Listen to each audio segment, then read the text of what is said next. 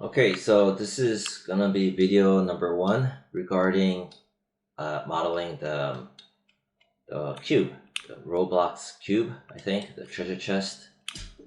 So I'm just gonna start from the very beginning, and before I do that, I want to show what we're leading up to. It'll be something like this one, where I shared in class, right? Then I'm gonna also make the frame a little bit less thicker because it's kind of bulky looking frames, right? So I think I might do that. Yeah, okay. So I'm gonna start fresh, right? I'm gonna pause the video for a second.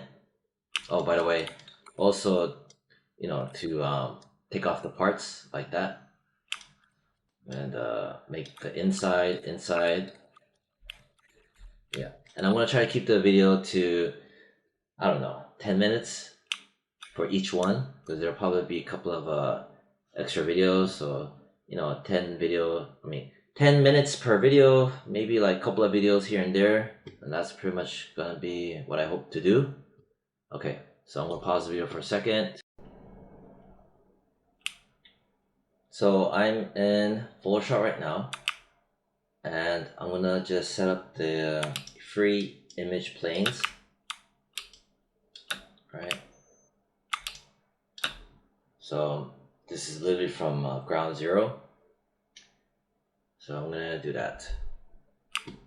Basically, what we're gonna do is go under create free image plane,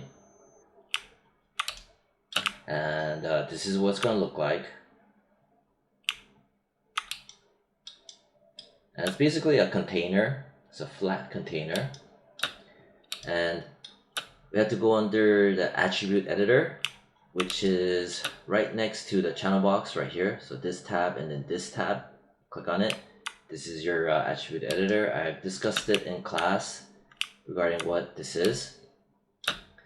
Basically, anything about your whatever item you select, anything about it, you want to look under its attributes for that item. And what we're going to do is, in here, this icon, the folder, you're going to click it, right? And when you do click it, you're going to choose one of these images, right? So first one, Minecraft style 1, then style 2, and style 3, meaning you're going to make 3 of these. And then this should be actually step number 5, but you're going to click on this, right? This is still within the attribute editor, and that's just to make it a little bit brighter. I went over in class, but still good to mention it. Invert view, right? And then once you're done, you're gonna place it in the back, right? This is the front. You're gonna scoot it back like that, and you're also gonna lift it up. See, you want to have it lift up, and there's a reason why. It has to do when working in the orthographic views. Okay, so that's what you're gonna do. And at the same time, for those that were not here, possibly, you just never know, these images, right?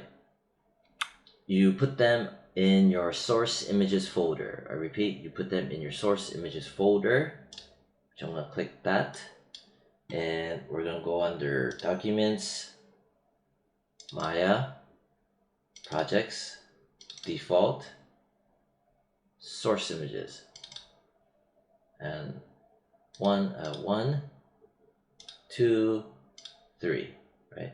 Documents, Maya, projects, default, source images. So that's where you dump your images in there, and when you click on that little folder, it'll automatically go over to your source images. See that?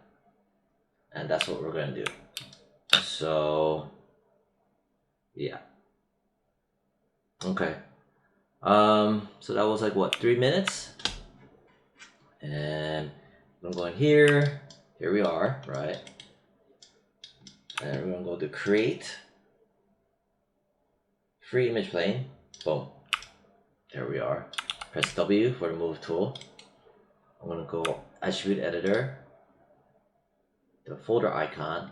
This you'll always go into here when you link your textures and stuff. In one, basically the folder icon is something to remember, is what I'm saying. So Minecraft style 1, open, boom, there we are. And remember I mentioned, I'm gonna close these tabs, the invert view. Watch what happens. Boom. Invert view. Again, it is this guy right there. See? Invert view. Okay, we did that. Let me just chuck this over for a bit this way, right? But I'm always aware where my front view is. We'll go to edit, create, free image plane, boom.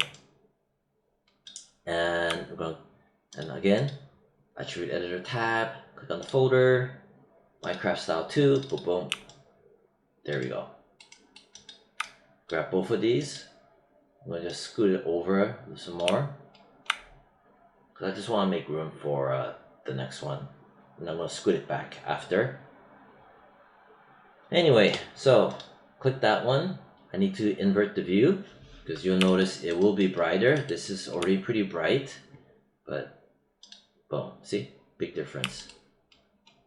It's less saturated contrast, dark. Okay, last one. Again, create, free image plane, boom. Click on the little folder, click Minecraft style 3, and I could just double click it, boom. Scoot it over. I'm gonna grab all of it. I'm gonna just scoot it like this, give or take. And for that one, I wanna click on invert. By the way, whatever you do, I don't recommend like grabbing it and do like a Control D, right?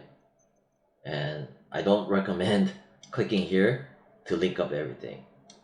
You know, you just never know. Someone might be kind of thinking smart, and that, oh, this is faster, you know, where you make a copy of it and you link up the texture. But don't do that. Just make a whole new one, a whole new set. Reason why is that it can get a little bit buggy, right? It gets a little buggy anyway, but it's just to avoid that. So right now I'm just lowering it, you know, just level, just some of my OCD kicking in, and I just kicked it back, right? In space, see? Front, that's the back. So that's what we did. Okay, so that was 6 minutes, almost 7 minutes. The video before that was about a minute, so I got another 2 minutes to go. I'll try to keep it to 10 minutes. So we set that up. Now let's make a cube. Shift, right click. Remember, shift and right click. You hold it. You hover over cube. Boom. But I want to be in my channel box. Click it. And remember the inputs. Polycube 1, click it. Height baseline, just put -1. Enter. That way it's raised above the grid line. Super important for it to be above the grid line, because it's just like in a virtual world. If you have it underneath, you're in the underworld basically. So have it -1. Then for our scale, I think I mentioned for our scale, I'm zooming in. Ooh, scale is gonna be 444, but also the subdivisions, width, set it to 2, scale XYZ to 4. So let's get back in there. Scale XYZ, set it to 4, remember. And subdivision width, set it to 2. That way it splits down the middle, right? See? Okay. And then after that, zoom out a bit. Now we have to delete the half, right? Because we're going to do that thing called a instance. So with it selected, right click on it, hold right click, we're gonna go into the face mode, hover, select it, we'll press 4, right, for wireframe. I'm making sure I know where my front is. I'm gonna drag and select like that, see? Only that much, and press delete. You can delete faces, right? But it's more of an issue when you try to delete vertices or when you try to delete edges, because it leaves behind leftover junk, or it will only partially delete things. It's just, I went into further detail before. So we did that. Alright. Then you're going to do, I'm on again page 38. We're going to do a duplicate, smart duplicate special. So you go to edit, duplicate special, right? You're going to want the option box. See, duplicate special option box. We're going to set it to instance and the scale to -1. This means like X column, Y column, Z column. X column is and meaning the scale, and negative means on the left side. So let's go in here, right? Here's our X in red, right? Remember, positive, negative. We're gonna go create, edit, duplicate special, option box. Here we are. Set to instance, -1. Apply. Close. And I've mentioned where I like to have wireframe unshaded, which is Alt, Alt, and 5. That helps a lot. Let's test it out.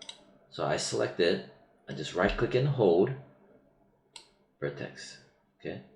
You can hold, right click and hold object. Right click and hold vertex. Oh shoot. Vertex. That other weird thing happened because I chose that. See? So you're just gonna right click vertex. Anyway, so grab it.